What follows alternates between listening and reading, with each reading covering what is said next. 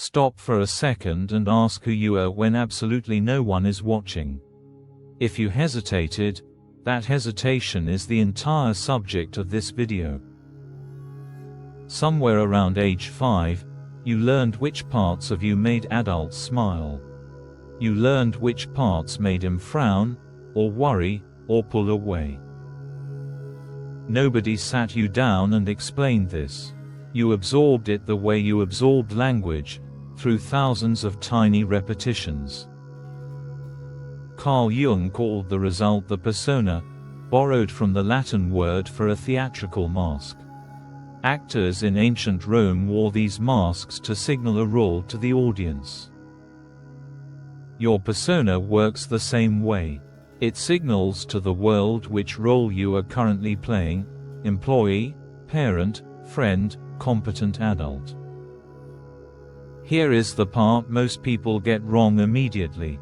Jung did not consider the persona fake, dishonest, or something to be destroyed. The persona is necessary. Without one, you could not function inside a family, a workplace, or a society with rules. Every profession has an expected persona. A surgeon projects calm precision, a teacher projects patience, a salesperson projects warmth. These are not lies. They are functional adaptations that let complex social systems operate without constant friction. The danger Jung identified was never wearing a mask. The danger was forgetting you put one on. Think about how your persona actually formed. It was not a single decision you made consciously one afternoon. It was built from thousands of small transactions. Cry, and someone comforts you. Repeat that behavior. Cry, and someone punishes you. Suppress that behavior, bury it, adapt around it. Multiply that pattern across a decade of childhood, and a coherent character emerges. By adulthood, most people cannot separate their persona from their identity.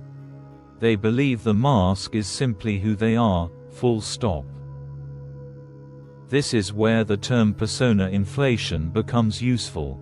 Inflation happens when the ego identifies completely with the social role instead of merely wearing it. Picture the manager who has performed confident leader for 15 years straight. Somewhere in year 8, the performance stopped feeling like a performance. Now confidence is not a tool he uses at work. It is the only self he has left access to. Ask him what he wants, separate from his job title, and watch the silence. That silence is the atrophied self, the part starved of oxygen underneath the mask. Social media accelerates this process dramatically. A curated online identity gets built through likes, comments, and algorithmic reward, exactly like childhood approval did.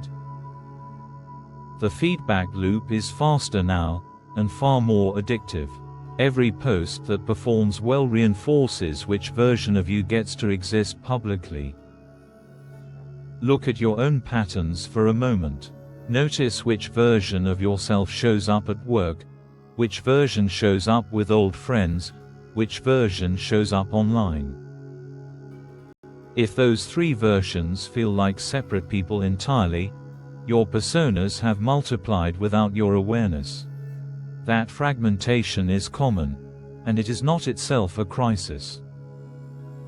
The crisis arrives at collapse, not during construction. Collapse happens when the mask can no longer be sustained under pressure. This is what burnout actually is, underneath the clinical language. It is persona failure.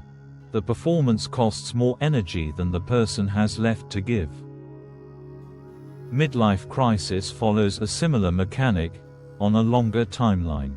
Someone spends decades performing responsible provider, or successful professional, until the performance simply runs out of fuel.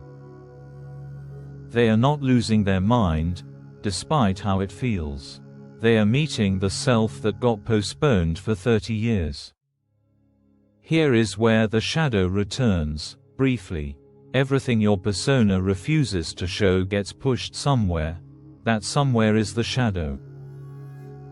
A persona built entirely around competence pushes weakness into shadow territory. A persona built around niceness pushes anger, need, and self-interest into shadow territory. The wider the gap between mask and material, the more explosive the eventual shadow eruption. This is why disciplined, together, people sometimes implode the most violently. Now for the counterintuitive part, the piece most people never consider. The most convincing personas are not the fragile ones, they are the most dangerous. A poorly constructed mask slips constantly, reminding the wearer it exists. A masterfully constructed mask never slips, so the wearer forgets there was ever a face underneath it. The politician who has performed integrity so flawlessly he believes his own image completely. The parent who has performed selflessness so thoroughly she has no private wants left to name. Skill at performing a role is not the same as psychological health. Often, the two move in opposite directions entirely. Jung's actual goal was not eliminating the persona. His goal, part of a lifelong process he called individuation, was building a working relationship with it. That means being able to name your own roles out loud. This is my work self, my parent self, my public self, spoken with awareness, not confusion. It means asking a harder question periodically. Who initiated that reaction just now, the mask, trained by decades of reward, or something underneath it? You do not need to burn your persona down to live an honest life. You need to remember, consistently, that you built it, and that you are not identical to it. The people who avoid burnout and midlife collapse are rarely the ones without a mask. They are the ones who never forgot they were wearing one. That single distinction determines whether your roles serve you, or eventually consume you. Awareness is the entire mechanism, nothing more mystical than that. If this changed how you think about the roles you play, subscribe for the rest of this series on the human mind. Numinous mind, Jung explained. No mysticism, no fluff.